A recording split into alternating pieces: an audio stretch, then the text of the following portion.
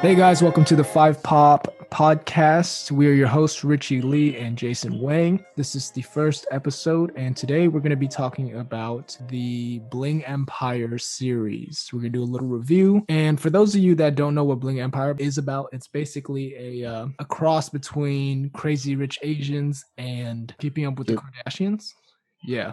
And I wouldn't blame you if you've never seen either of those, but basically it's just a bunch of affluent Asians and Asian Americans living in LA and their daily lives. So it's gonna be there's gonna be a little spoilers, obviously. So if you haven't watched the show, we recommend you do, right, Jason? Yes, we definitely recommend you watch it. Yeah. What was your first impression watching the show? First impression. So I first came across the show while on YouTube, and I watched a trailer for it, and it was a brief trailer, but it showed all the dramatic scenes in the show, and that initially turned me away.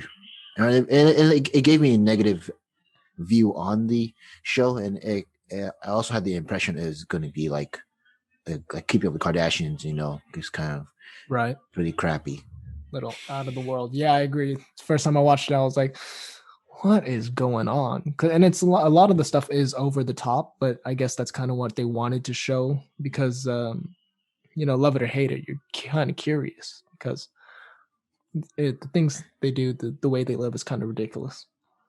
And that's what the aspect of a reality TV show is. It's like it's very exaggerated, over the top, and yeah, guys, nobody wants to watch poor people. We all know what that shit is like. So that's the audience that they're applying, right? That they're reaching to. So us poor people would like to see how rich people live. That's exactly true. What did you think after you watched it? Like the whole. So after my view actually changed. I would say I think it kind of got better. I mean, I would think it's the East Asian cultures that this portrays in the show. It resonated with me. I'm also East Asian myself, so I think that's why I kind of enjoyed it. I related to it, and I kind of like, even though I'm not rich like them, but we do have similar issues and problems that we go on a daily basis. So right, still pretty relatable. Yeah, just from a cultural aspect, even though their culture is a little different because they have like the East Asian culture combined with the rich culture. Also, you're from LA, so it's a little more personal. Yeah, and I can say I've kind of experienced that growing up when I was going in high school, and community college. Did you have rich friends? Not this rich, probably, but. I mean, so I grew up in San Gabriel, and so that's like the heart of 626, and the affluent Asians in the 626 are like San Marino, Arcadia, Temple City. And growing up, I went to church, and I didn't know rich people. I went to their houses, and they're like, they weren't as nice as the ones in the shows, but they're ginormous and like super humongous. And they did indeed have those really nice things. Yeah. After I watched it, I was thinking the same thing. At first I thought, oh God, I'm not going to be able to relate to this. This is going to be like a bad representation. But honestly, no, it was, but it's still relatable in certain ways. Yeah, surprisingly, right? And it feels at least like it's an honest representation of their life. Yeah. And the crazy part is that we can relate to it still, even though it's so over the top. Yeah. Which is really interesting. How did your view of the show change at the end? Well, besides being relatable, I think that was mostly it. I think we really do just enjoy things. I mean, the whole reason we enjoy most movies and content that we digest is because we find it relatable, or we at least find a way to make it relate to us in some way. Mm-hmm. And so, if you were just watching somebody be rich for like, how long is the whole series? Like 6 hours. It's actually not that long. It's like 8 episodes and the whole thing is like 6 hours. But yeah, if you were watching somebody just be rich, like if I was watching Floyd Mayweather be rich for 6 hours, I'd be like, this show is horrible because I can't relate to anything Floyd Mayweather does. You know what I mean? It's like he walks into a dealership, points at like 10 cars and takes it home. Like, that's cool, but I wouldn't say it's good. I can't relate to that. I thought the show was going to be like that, but it's actually not. There's a lot of nuance. There's a lot of drama, which we all live for, whether we like it or not. Yeah. But it also shows a more human aspect to people. And I Yeah. thought the go ahead. Yeah, I'd say so. It dives deeper into their backstory and kind of like what their upbringing is like for most of the characters. I think that's what kind of made it relatable. Yeah. So the money, I think, while it's the whole premise behind the show, surprisingly is really just a background factor. Like money is everywhere. You just grow. I think we talked about this. You get desensitized to it. And at the end of the day, the show isn't really about money. It's about how these rich people have poor people problems, I guess. You know what I mean? They have the same problems as us, except it's exacerbated, not necessarily by money, but this rich culture that they have to live in, these impressions that they had to keep up. Yeah, that is true. It's just like it's tiered differently, and so there's a lot of different moving parts and aspects to their problems that us normal people may not actually have. Yeah, I don't think like at any one point in the show people are fighting about money, right? No. Like everybody's just so rich in there that they don't fight about money. I guess ironically, fighting about money is a poor person thing. It's more about flexing and how that affects friends. Yeah, how that affects your rich hierarchy. Status. Yeah. Yeah. Which is so weird, right? Their perception of money is so different. Yeah, but I mean, I'm sure each person's able to like walk into whatever jewelry store, dealer shop, and like, okay, I want this. They definitely probably do that, but they just don't. It's not showed. It's not um like showcased in the show, and so I disagree. I think they do that all the time, but we just become so desensitized to it because we like fucking Anna went to she goes to Paris like every month and just buys out everything. They have to close out the whole the road for her. Yeah, no. Another good example is just Christine. She kind of like rents out all these like really expensive places. Like she rents out the whole entire building, and who knows how much that costs just for her events. So Yeah, that's true. We have to talk about her Chinese New Year party and how they were sponsoring an orphan from China for each person that came. Like, come on. On top of that, she closed. So there's like she closed Rodeo Drive. So Rodeo Drive, for those of you that know about it, it's in Beverly Hills. It's a shopping district, and it's filled with a whole bunch of high end, really expensive brands. And so they shut down that entire street just for her Chinese New Year party. It's absolutely, yeah. I think the closest thing we have to that in the South Bay is like Santana Row, but Rodeo's way nicer. That is definitely the closest thing. The thing that got me was that who the fuck sponsors children from China as a party gift? That just seems so detached from reality. Not that it's not a good thing, but like, listen, if I didn't want to go to the party, I'd feel bad after because I was like, damn, that's one kid that didn't get to come over.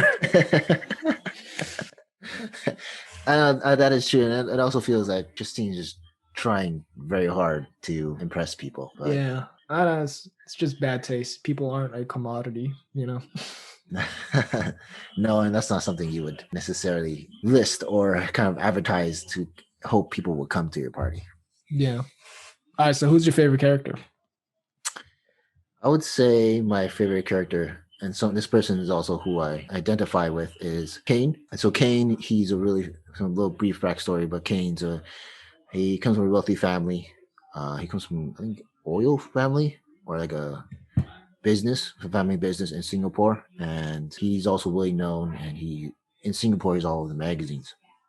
But I like Kane because throughout the show, he tries to stay in between two sides of the friend group, but at the same time, he also likes to enable, and he kind of plays dangerously between both sides. But how I kind of identify with him is that in the show, you can see that he clearly shows who he really likes and loves as a friend, and he tries his best. He's very good at just showing that he likes them, and he supports them in every way. And so I think that's who I am like in real life.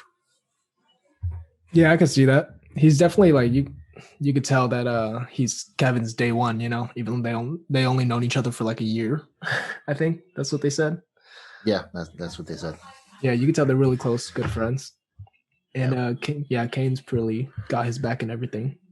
And a lot of times I don't think he should, but that's just Kane's personality, I he guess. he's there for the experience and the Yeah, he's definitely one of the most level-headed characters out of them, and he's in the dramas, but not really. You know what I mean? that is true. But he's also like he's very everybody loves him and everybody considers him as a friend. But that's and that could also be a double-edged sword in certain situations. Yeah, because he's got to, like if Anna and Christine are fighting, then he has to be nice to both, and then it could be an issue because he does enable Christine sometimes, and then plays coy and it's like, I don't know why they're fighting. you know. I mean, he also he doesn't really enable Anna, but he's No, he wouldn't dare. Oh yeah, Anna's a bad one. yeah, she's someone he wouldn't try to stir the pot. But who's your favorite character? Anna, no question. Anna, I definitely same way you identify with Kane. I identify with Anna. She's not that I'm well mannered, but she's well mannered and she knows how to play the game and she's very meticulous analyzing people and she chooses when to play the game. But also you could tell like she's like, this petty stuff's not for me. And then she'll fall into it anyways. I'm very much the same way. Like I could see this is not a good situation that I don't want to be in. But sometimes I gotta play with you a little bit, You gotta send a little jab, we gotta let you know. Yeah, you gotta play the other person's game, just to. Yeah, but also she's arguably one of the richest characters in the show, and she doesn't act like it. And that could be just from her being older, having lived more, has more experience, knows like that's not how you're supposed to move. I'm sure she moved like Christine when she was younger, maybe not as rude as Christine, but yeah, I definitely think so. And so Anna she's considerably older than the other people in the group, and she's been through 4 marriages, and so she's definitely hopefully older, and she is older, but also hopefully wiser, and she's learned from her past experiences. You gotta be. She had 4 marriages, and she's like 4 marriages would destroy a normal person. You know what I mean? Anna knows how to take life, and she's always talking. I think what's her. What does she always say? She always says, "You only have one life. This is not a dress rehearsal." I'm telling you that this lady knows. This lady understands. That it's pretty cliche, but it's very profound. And yeah, I know. But when Anna says it, you understand it. You look at her and you're like, yeah, life's beat you up, and you get it. Yeah, throughout her scenes, throughout the show, it's definitely portrayed like that too. Yeah, I think she walks the line between playing their game, but also by her rules, and I like that a lot about her. Yeah, she knows when to get involved, but also step away. Yeah. So who's your least favorite character? Least favorite? Andrew. Shit. I mean, there's reasons. What are these reasons? Too many, but he's not liked because of how the way he treats Cully. Andrew, he's an actor. He played Red Ranger in the Power Rangers movie, and he himself his childhood was pretty rocky. He has a lot of trauma, but unfortunately, he kind of throws that upon to Kelly and expects her to kind of solve everything and baby him in the relationship. In the show, there's a scene where Anna, Kelly, and Andrew, they go to Paris, and Anna and Kelly go out on a shopping spree, and Kelly leaves Andrew at the hotel, and in that scene it shows Andrew calling Kelly and like frantically freaking out and yelling at her and just blowing up, being very erratic about being abandoned. Yeah. So additional needed context is they flew over to Paris from, I believe, LA, yeah? Yeah. Andrew, he goes to sleep. He's tired. And then Kelly and Anna go shopping and she doesn't wake him up because he's tired. So that's another thing. Like she thought she was being nice and he probably, didn't want to go shopping with her or whatever. But he woke up, texted her, called her. He was like, "Yo, where you at?" And then he blew up at her. And yeah, but the dude was sleeping. She literally says like, "Yo, you were sleeping. You were tired. I didn't want to wake you up." And he's like, "No, no, I wouldn't do this to you. You wouldn't like that, would you? Yes or no? Yes or no? Yes or no?" Like, dude. And additional backstories. Later on, we learn in one of their therapy sessions that Andrew was abandoned by his parents in terms of like support, and also just kind of like being there to raise him. That abandoned him is his trauma, and he felt that Kelly abandoned him in the hotel room, but that's definitely not the case. I mean, technically she did, but I mean, the issue isn't Kelly. It's that this guy has unresolved issues with his past, and it's leaking all over his present. I mean, this, if you watch it throughout the whole show, he's kind of just telling Kelly, "You're not putting in enough effort into this relationship. This," and it's like you might as well be talking about your parents at this point, dude. Like you probably are talking about your parents. And you can know, and like a relationship is 50-50, and Kelly can only do so much before the other person has to really focus on themselves and try to get through what they've been through in the past. Yeah.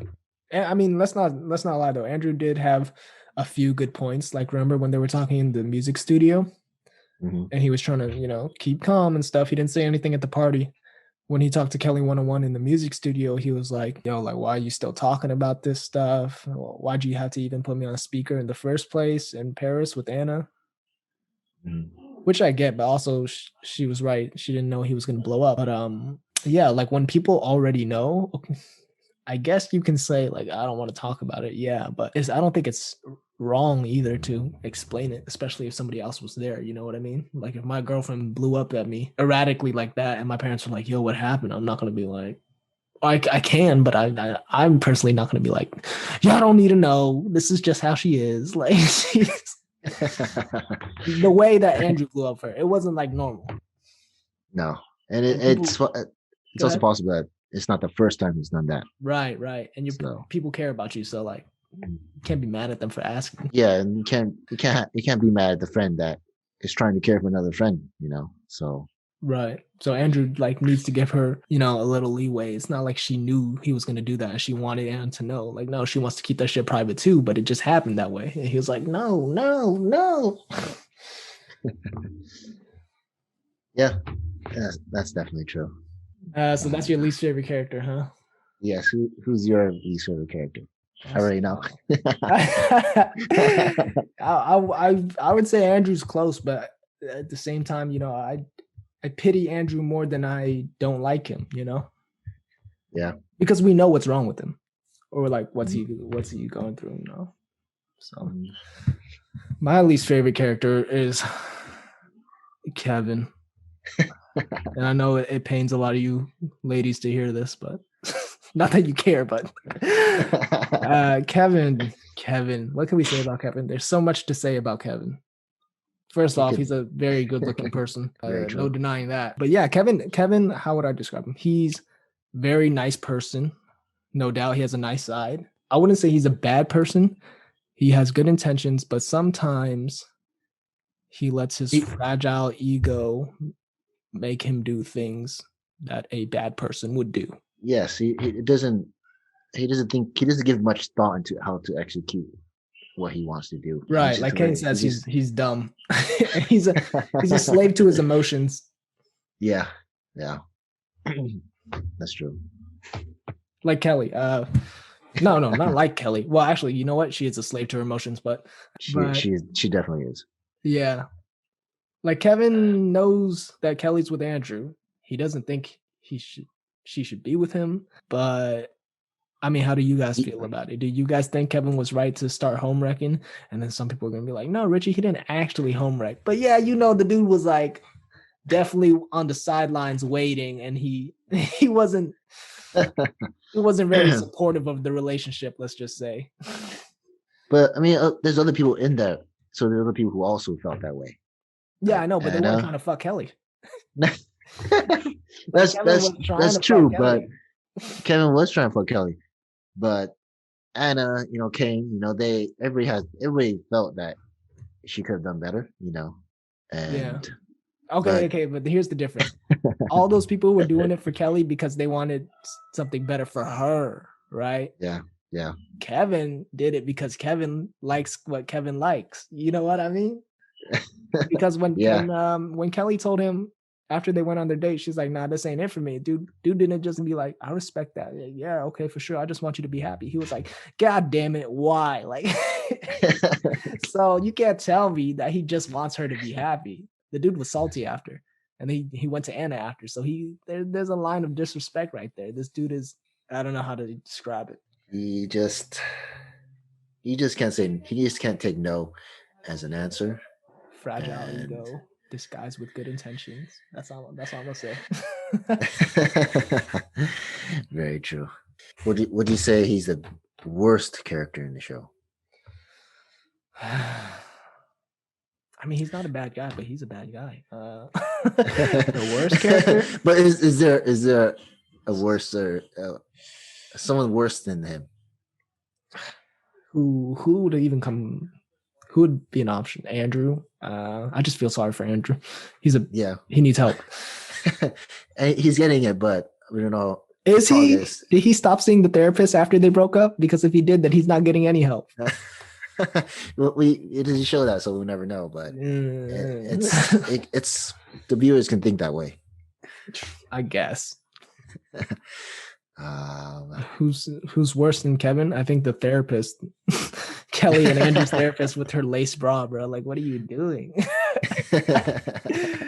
What is that? We need one-on-one sessions together. Andrew is getting the help he needs. Well, I would say the only other worst characters that didn't contribute to the story is Guy and Jamie. In that sense, right. Absolutely. Right. What do you not like about Guy?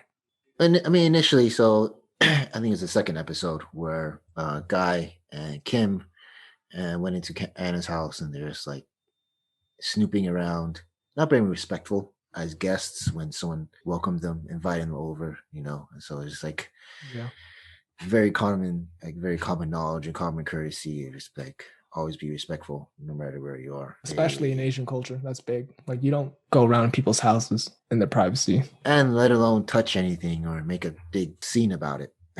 Yeah, that was just out of pocket. But then Kim did tell Guy to throw the penis pump out the window, which is like so she's the worst character. She's on that list, but not the. Jamie was annoying for me because how young she is. I think she's 21 by the time the season ends. Yeah, and she's paying like $19,000 a month for what is it, the hotel or whatever she's staying in. I don't know what the hell she's staying in, and that's worth 19,000. I think Kimmy's paying for that. Damn. I don't know. Somebody was. But then basically Jamie is a trust fund baby, so shout out to her dad. Yeah, she certainly acts like it, and you can see it. Yeah, her dad's company's in the Bay Area, so. Right. I better stop talking before we lose our jobs to future jobs. But I mean, her problems are. Her problem is that she's young and she has too much money, and that one day she's going to lose that money or going to have to work for it, and it's not going to be nice. That, and she has like rich people problems where, oh my god, I don't know which expensive bag to choose from to use or wear it on this day, you know. That's what I mean. I'm telling you, the evolution of rich people is different. Like it's different from us. I'm sure like Christine and Kane and all of them were exactly like Jamie when they were 21. Yeah. But when they get older, you know, they start changing their spending habits a little bit, and then finally they reach Anna level. But that's the epitome. Yeah. That's when you're rich and you don't care what people say. You just live in your own life. You got your French best friend doing yoga. Mm-hmm. That's what they should all aspire to be instead of doing all this drama. And that French best friend is also a jewelry expert. So no doubt. So moral of the show is find rich, useful friends. Damn, you sound rich already. You sound like you part of the culture already. And I feel like it after I finish the show. Same. Also desensitized to money. Would And you all say that, there's a villain in the show? Is there a villain in the show? not necessarily the villain, but definitely a bad guy or just a negative person, which was Christine. Mm-hmm. And so, so throughout the show, it's the Christine versus Anna debate of new money versus old money, and Yes. Christine always trying to kind of flex and see what kind of jewelry they have to kind of compete and say, oh, I have this kind of jewelry from for Chanel or whatever. And Yeah. but Anna, knowing Anna being old money, she's like, I had that already, So I think there's no villain, but more like a bad person. Yeah, the show definitely tries to make you think Christine is the villain in the beginning, but later you find out some things about her that makes you feel bad. Yes, it makes you pity everybody in the show. Some, but not. Okay. Not everybody. Actually, that's a good point. They do make you feel bad for almost everybody. Actually, not except Kane.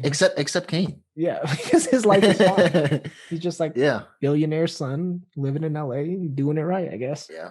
I mean, he's the only person that didn't see action or like there's no love life for him. See, he's doing it right. But I mean, is he gay though? Oh, you trying to get us canceled on our first episode? I would never assume.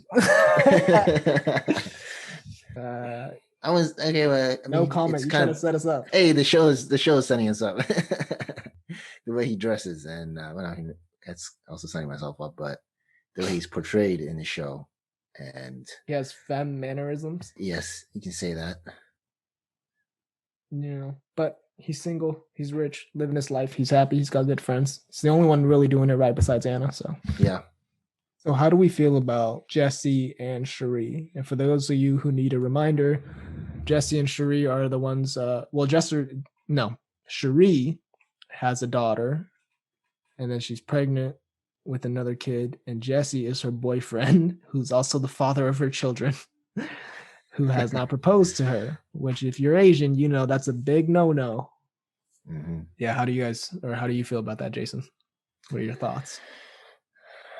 It is pretty sad, throughout the show, between their interactions, you can clearly see that Cherie, you can see on her face that Cherie wants to be proposed to, and she wants to just lock it in. Not just on her face, she's literally like telling him. Yeah. She's telling literally hints, and Jesse's just kind of like in his own world, and he's like, oh no, I just want to do other things on my way. I like being the boss. Yeah, I'll do it when I feel like it. And the man's is clearly stalling. He got her a promise ring that's like huge. Really could just be an engagement ring, but yeah, it's weird. Why do you think Jesse was so apprehensive? I would say, as it follows East Asian culture, we are also kind of superstitious, and so in certain episodes, it shows that they talked about when it was like there's like the thing with numbers, and there's the thing with when it's a good time and bad time to get married, as well as having a kid. And so, even though he grew up or was raised in the States, they still try to stick with their roots. I think that's a kind of contributes to the clash and his inability to really be stern and confirm on what to do. I don't think so. I think he used the superstitious bullshit as an excuse to not get married. Or to delay to delay, right. Do I think that he actually had intentions to marry her? Yeah. Do I think he was ever going to do it if left to his own devices? I mean, we hope so. Yeah, I hope so. I feel like he would have been like 40 and they'd be like, you know what? I owe you. After our 5th kid, Cherie, maybe we should get married. I know you deserve a big, wonderful, and extravagant wedding now. You think? Yeah, but I mean, in this show, we come to learn that there's a lot of pussies. Whoa, who we calling out? Who we calling out? Pussies. Who's a pussy? Gabe. Gabe. Yes, you're right. Absolutely. Another person who struggles with Western and Eastern cultures, the remnants of his Eastern culture and expectations. Yes, Mr. Song Dynasty King. Yeah, come on, bro. Like, so apparently, that was too extra. yeah, apparently he's a direct descendant of the Song Dynasty. Like, and his dad would have been the emperor, and he would have been the prince. He's the prince. I mean, come on. We live in the 21st century. Like that was how many centuries ago? Right. And for those of you guys who don't remember, Gabe is Christine's husband. Yeah, he's a very famous plastic surgeon in Beverly Hills. Yeah, so he's rich. He probably did everybody's face on that show. Yeah, as a promo for his own company. True. I think everybody in there got like lip injections, fillers. Except Kevin. Wait on it. If there's a season 2, well, no doubt. No, I think season 2 will stress him out. Season 3 we'll start seeing the Botox come in. But yeah, back to Gabe. Why is Gabe a pussy? So Gabe is a pussy because back to the show painting Christine as a bad person. They kind of highlight her as like being the sole problem of why she hit like her. She's not able to have kids in the relationship. We learned like that she had to go through surgery and they had to do like that's like I was like cryo, but put her eggs in ice. Yeah, put her eggs in ice, and it just portrayed that her eggs are not very good. Yeah, so basically in Asian cultures, I'm sure you can attest to this too. Everybody wants a male heir. You know, the first son in any Asian family is like very important because they carry the family line and the last name and all that. And Gabe and Christine were married for 11 years? 11 years before they had their first son, baby G. Yeah, on the whole time, Gabe's family was pressuring Christine and like, yo, why don't we have a grandson? Is it because of you? And she's like, yeah, it's because I'm infertile. Let me go do all this in vitro and all this surgery and stuff to be fertile. But later we find out it's actually Gabe who was infertile and he needed to take like all these surgeries or get all these surgeries so that he could have baby G. And baby G was, created in the lab. And the whole time they blamed it on not having a grandson on Christine. And she was bullied by the family and just like basically shit on. Yeah, a lot. Yeah. And that's like, she's probably like really scarred from that. She actually acts like she has PTSD. I don't know if she actually does, but yeah. And Gabe let that happen. Yep. Gabe essentially can really face his parents and tell them the truth. That his ding dong does not work. That his spermies will not swim. They kept failing. That the gun is not loaded. He is shooting blanks. Yeah.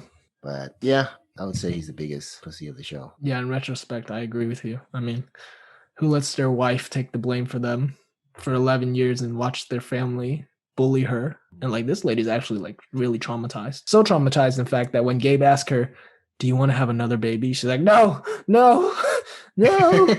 Because they had to use the surrogate because she's just not built to have a baby. Okay, that's actually her.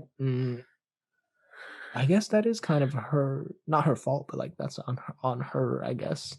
I mean, she's pretty slim. For the second part, she's very skinny. Yeah, so it'd be harder for her to carry a baby. I mean, I think just with baby G, it was super hard for her. So a second one could kill her. It's very possible.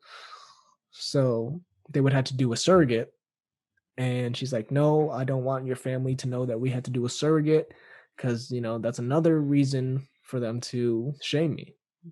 Could even carry your own child. And, Gabe's like, oh, it's no big deal. But, he's oblivious to all the bullying that she had to go through for 11 years because of his inefficient sperm.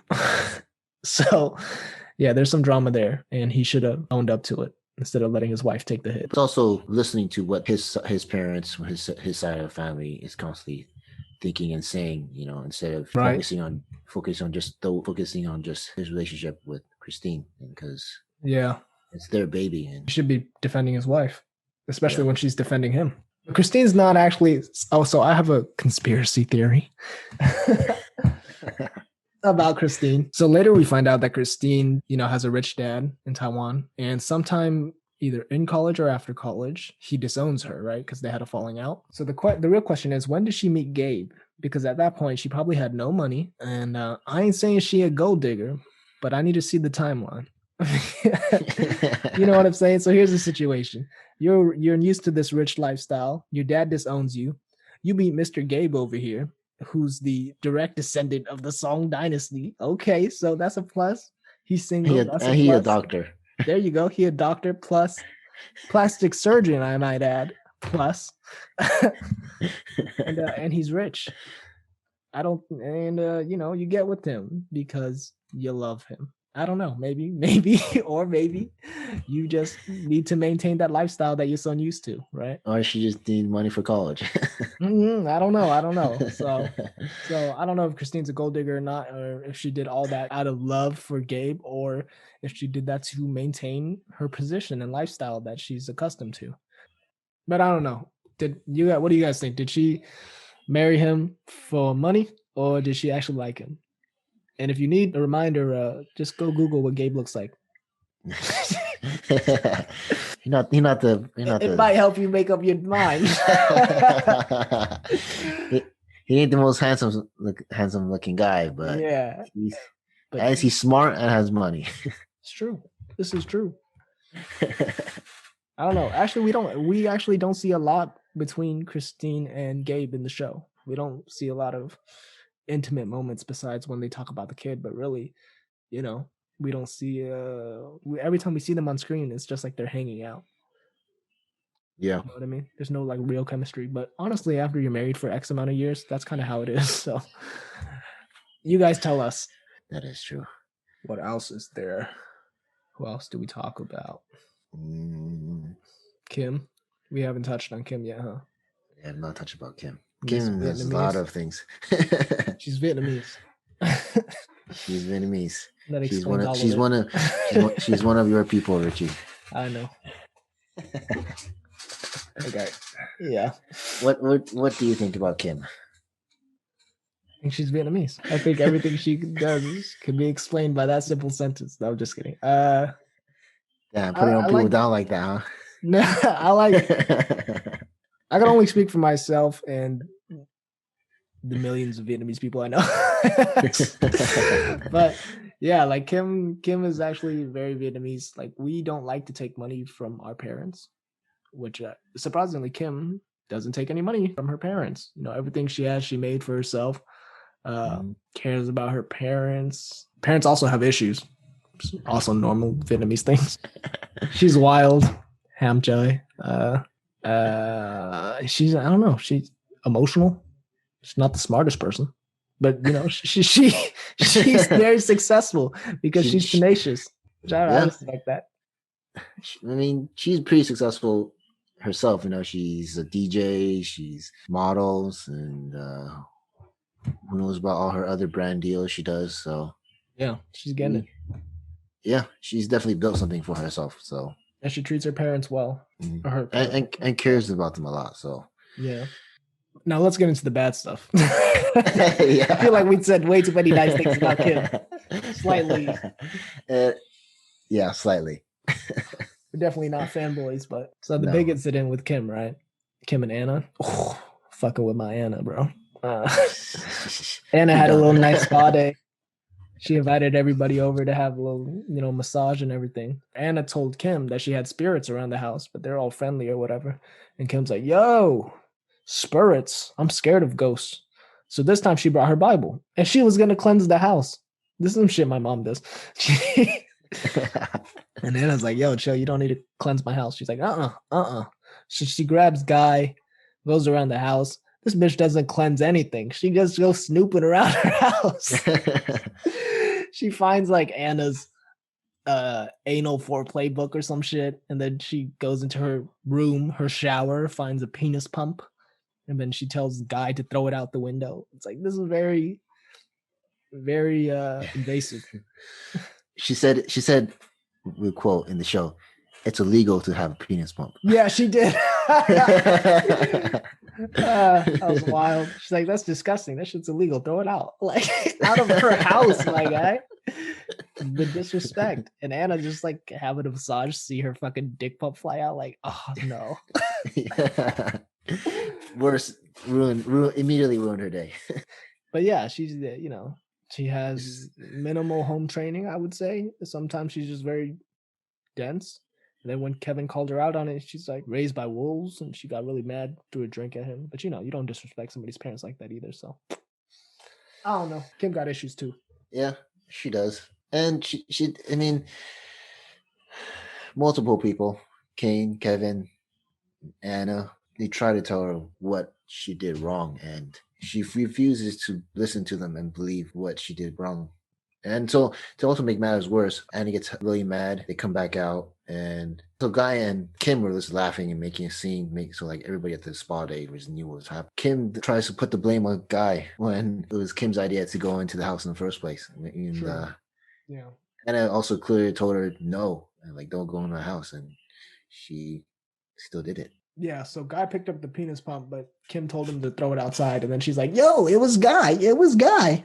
Like, no, she refuses to take any responsibility, and then when they called her out on it, she plays the victim. Very toxic, very, very toxic.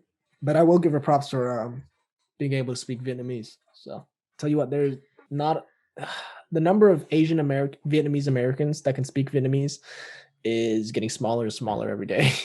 And at least she finally owned up to Apologize. what she did wrong. Yeah.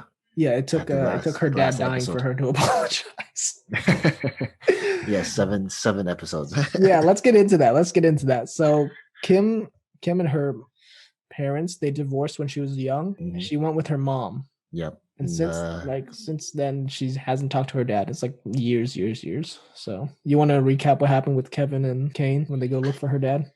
Yeah, so it also ties into like Kevin's background. So Kevin, he was adopted at 10 years old from Korea. He was adopted by a nice family in Philadelphia. And so he came to America at 10, and so he never really learned about his past, what his parents were like, and why he was given up for adoption.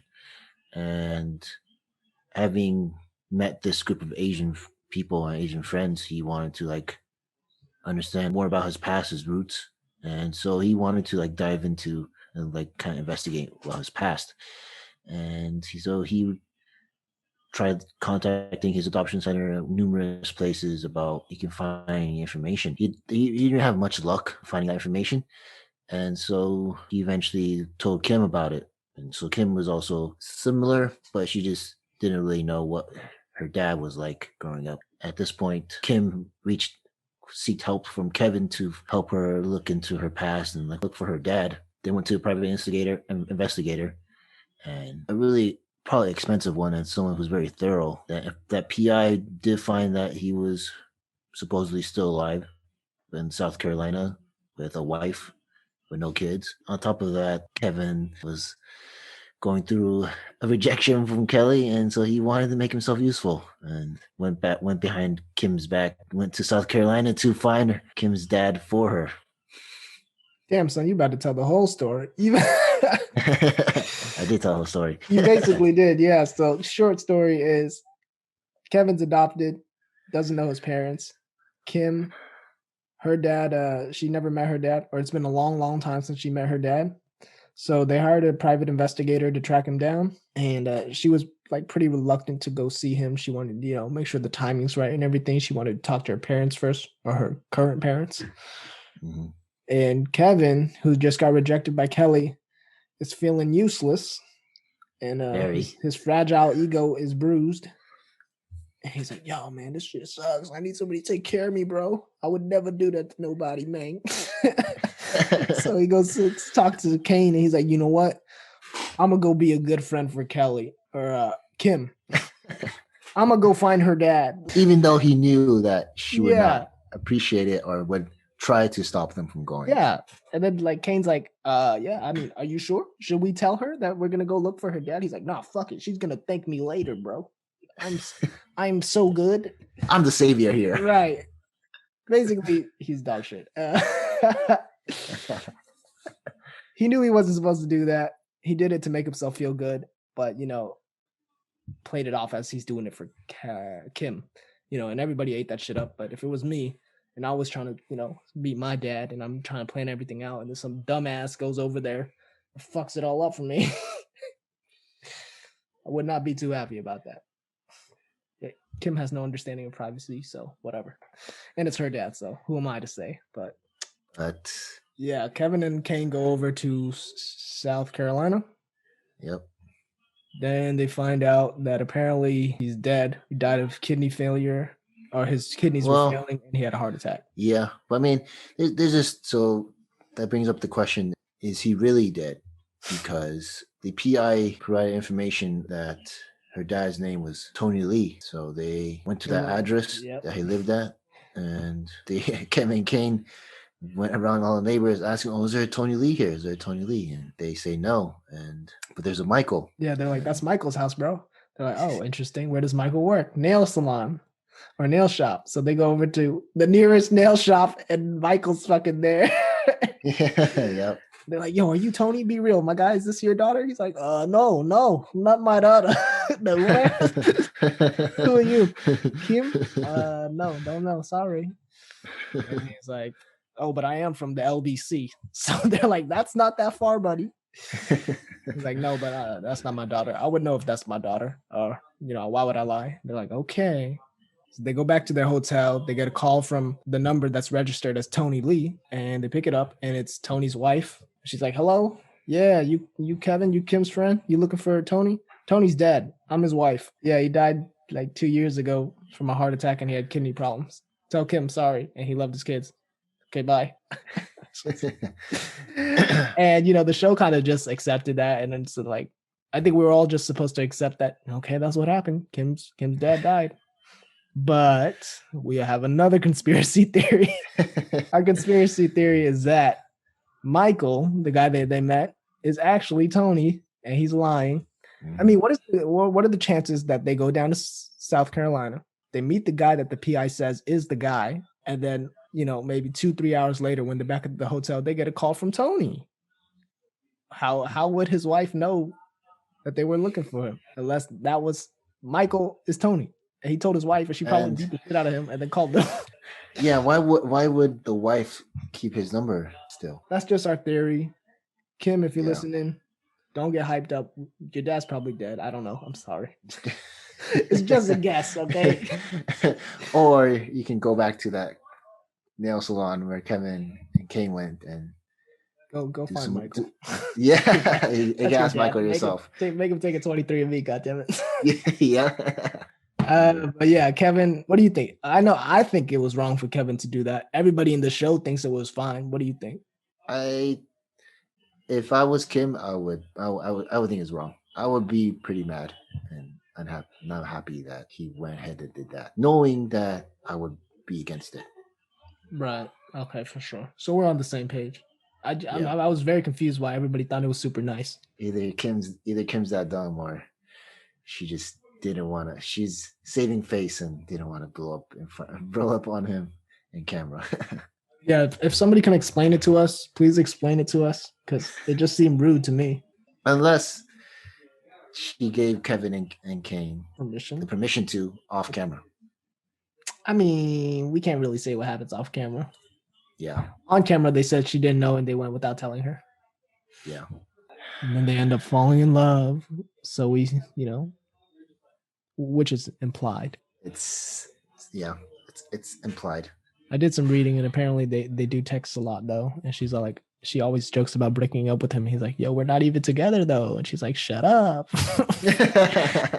So I don't know if that's marketing for season 2 or they're actually together. Crazy 8. I mean, but the show didn't exactly end that way. The show, so on episode 8, it showed Kelly, lo and behold, going back to Andrew's house, making up. Yeah. Did we talk enough about Kelly? I feel like we didn't. We talked more about Andrew. So Kelly is, for all intents and purposes, a nice girl. She's a nice girl, right? She's the most normal, but the most damaged.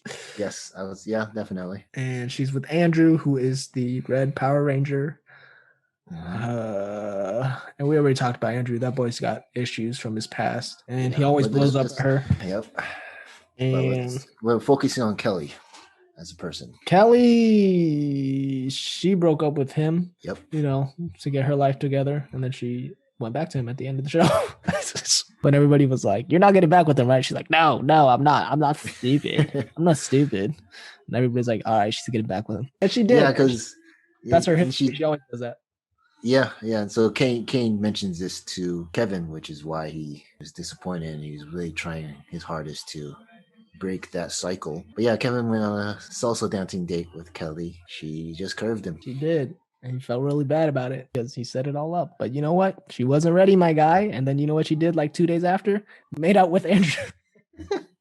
She's not ready for new dick. I'm sorry. She still has that baggage. But apart from that, from my notes, is that she just really is quick to forgive, and she keeps latching on to what was good in the relationship she has with Andrew. She's like in the show they say that she's the enabler, and she tries, even though she can't, but she still tries to like fix everything, fix Andrew, but that just she's trying to fix him because she needs it, though. I just remembered that in the show they talk about how or why she's with him, and it's because he's loyal and all this stuff, right? Which is true, I think, because he hasn't cheated on her or anything.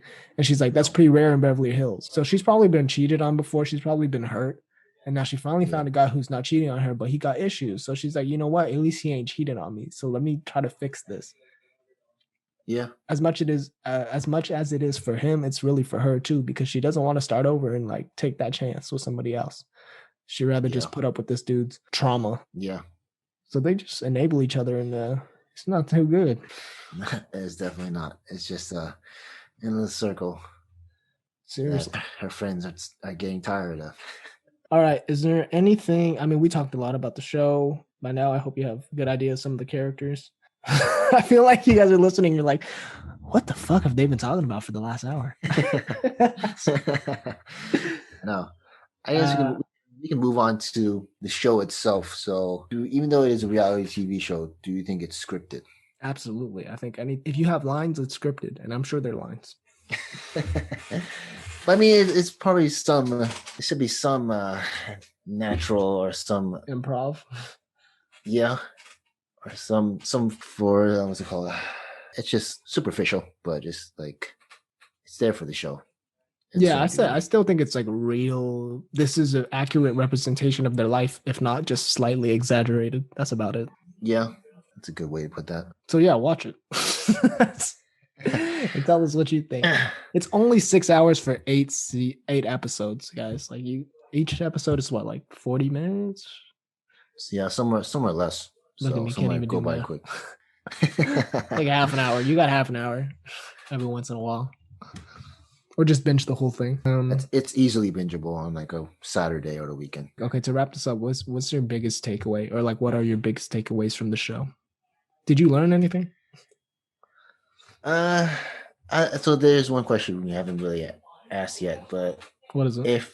If we were that rich, would we want that lifestyle?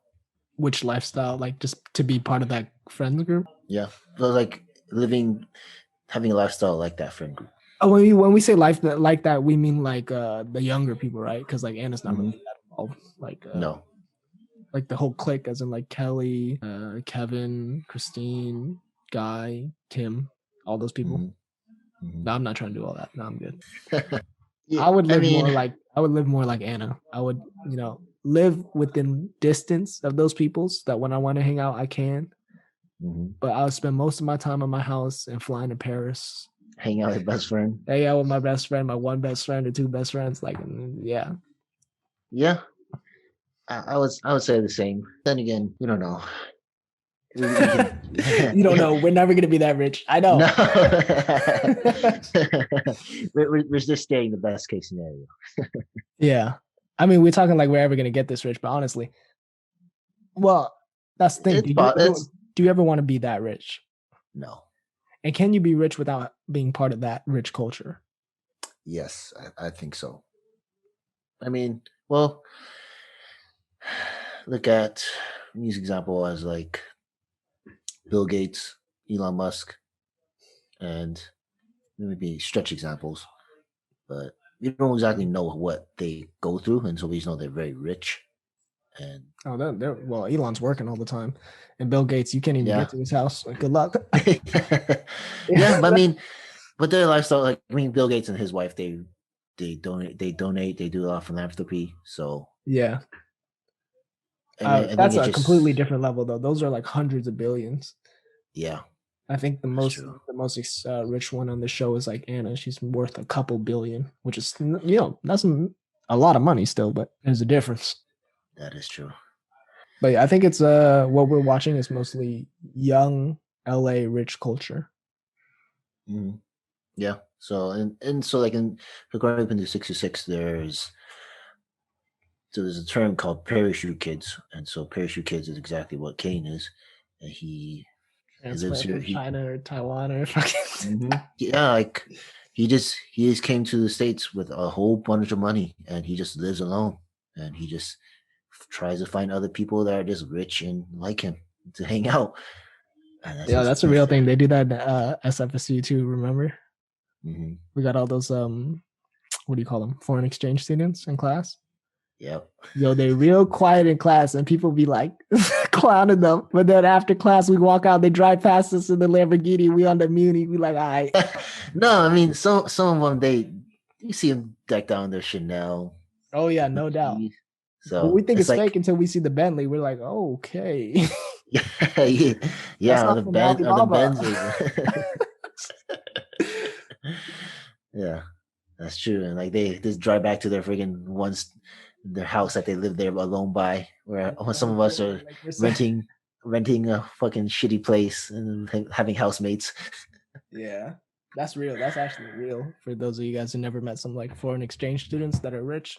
They're out there. But what I say I'll take away from this show is no matter how rich you are, there's still a lot of underlying issues of truly knowing who your friends are, who you can trust, who can go as your back, someone who won't kind of backstab you or kind of start drama, someone who just like likes you for who you are, not because of your money. So more money, less regular problems, and now you have more time to worry about the problems that most of us don't have time to worry about. A lot of us actually put way too much time into thinking people like us, but we really don't have the time to do that. No, like where we are in our social status. Like, bro, you're broke. Don't worry about that. I know. Pay your loans. Pay your bills. You got rent. Yeah, it's like that post. Oh, you lonely on Valentine's Day? Finish your assignments. Yeah. Oh, you're trying to buy a new car? I think pay off that school loan. Yeah. What I got from it was like, if I ever get that rich, or if I ever just get rich, period, couple mil, which is I don't even know if you can call that rich in the Bay Area anymore. Shit, but couple mil. My kids are not gonna grow up rich, no matter how much money I have. No matter how much money I have, my kids are not gonna grow up rich. They're gonna grow up better than I did, but they're not gonna grow up rich. You know what I'm saying? Yeah. You don't want them to be spoiled. Yeah, they're but not you also gonna have a trust fund. No trust fund, but it's like you kind of like this is like we want to equip them with the best tools and knowledge, to be wise with their money, don't randomly spend it, and just be. But knowledge is free. You know what I mean? It is nowadays. So yeah. Allowances? No, you're not getting an allowance. And if you are, you're getting like a regular allowance. No, you can work for that shit. I don't know what they could do. I'll buy a farm and make them work it. Groceries, wash my car. Yeah, honestly, it made me scared. Like if I was a parent, how would I do this? You know what I mean? It's far too often that rich parents have terrible kids. Why is that? Yeah. Sorry, Cherie, but hopefully your kids. You know what? I think Cherie will actually be the exception. She looks like a very doting, attentive mom who can teach her kids to be actually normal. Yeah, and until Jesse comes along and spoils them with whatever they want. Yeah, Jesse will buy his kids way too much shit. It's cool. We're not having kids anytime soon. I'm infertile. I'm just kidding. I don't know, but I don't know. All right. Is that everything? Did we cover everything? I think that's everything. Cool. All right, guys. If you made it to the end, sorry for wasting your time. But If you're looking to waste more of your time, go watch the show. It's really not that bad. It's on Netflix. And just as our podcast slogan, pull the trigger. We're for gun control. So, okay. I mean, if you made it to the end, fuck it. So our podcast is called 5 Pop, but really that's just the shortened version of what it actually is. It's 5 pounds of pressure. And if you guys know, 5 pounds of pressure is the amount of pressure you need to pull the trigger on a gun or whatever, right? Well, on a gun, yeah. So usually we talk about random stuff, and hopefully by the end of it, we can convince you or make you think about something enough to do something that you wanted to do, or maybe do something that you weren't thinking about doing, but now you are. So, maybe we might do a podcast on exercise or something, how hard it is or how easy it is. But, usually we'll have a message at the end to a call to action. And hopefully you pull the trigger, right?